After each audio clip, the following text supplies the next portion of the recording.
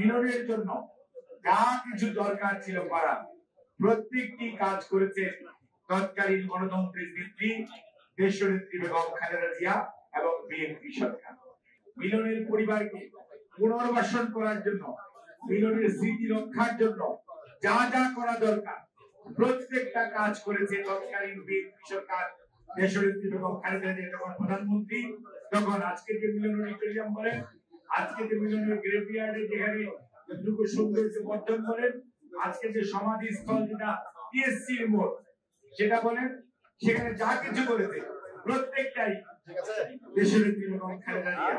মিলনের পরিবারের পুনর্বাসনের জন্য যা কিছু করা দরকার, তার একটি মেয়ে ছিল, সেই মেয়েটি এখন আমেরিকাতে আছে, তার বয়স নিয়ারলি 40, তার বিয়ে হয়েছে আলহামদুলিল্লাহ, সে ভালো আছে, তার মাও আমেরিকাতে আছে।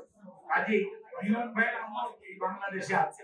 মিলনের জন্য যা কিছু দরকার ছিল করা প্রত্যেকটি কাজ করেছে তৎকালীন গণতন্ত্রের নেত্রী দেশনেত্রী বেগম খালেদা জিয়া এবং বিএনপি সরকার। কাজে আমরা যদি বলতে চাই যে আজকে স্বৈরাচারের পতন, এক স্বৈরাচার তো পতিত হয়ে সারেন্ডার করেছিল, আরেক স্বৈরাচার তো লক্ষণ সেনের মতো পালিয়ে গেল।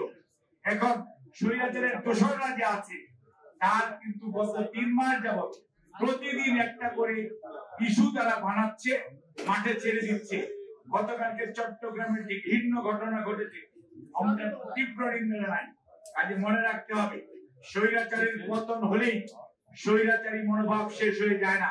স্বৈরাচারের একজন পালিয়েছে, স্বৈরাচারের দোসররা এখানে আছে।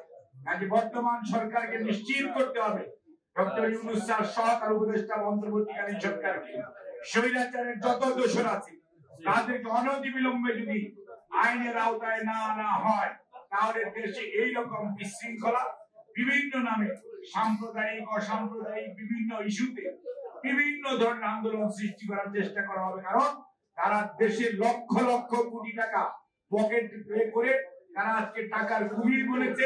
আইনি বেআইনি অস্ত্র তাদের কাছে সবচেয়ে বেশি আছে, 15.5 বছরে জোগাড় করেছে। সুবিধাভোগীর শ্রেণী তাদের কাছে বেশি আছে। তারপরেও আশার জিনিস যেটা, সেটা হচ্ছে এই জনতার ঐক্যের সামনে কোনো কিছুই টিকে না। এত মানে গরু মোটা তাজাকরণ প্রকল্পের মতো এত বাহিনী মোটা তাজাকরণ প্রকল্প করা হয়েছিল, এত দলীয় নেতা কর্মীকে মোটা তাজাকরণ করা হয়েছে, কিন্তু 36শে জুলাই বা 5ই আগস্ট কোনো কাজে আসে নাই জনগণের সামনে।